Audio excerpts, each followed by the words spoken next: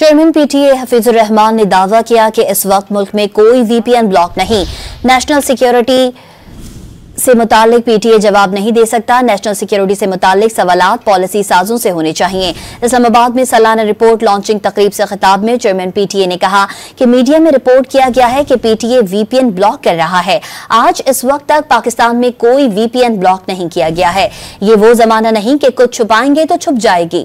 Chairman PTA ने कहा कि नेशनल सिक्योरिटी से मुतालिक पीटीए जवाब नहीं दे सकता। चेयरमैन पीटीए हफीजुर रहमान ने दावा किया कि इस वक्त मुल्क में कोई वीपीएन ब्लॉक नहीं। नेशनल सिक्योरिटी से मुतालिक पीटीए जवाब नहीं दे सकता। नेशनल सिक्योरिटी से मुतालिक सवालात पॉलिसी साजों से होने चाहिए।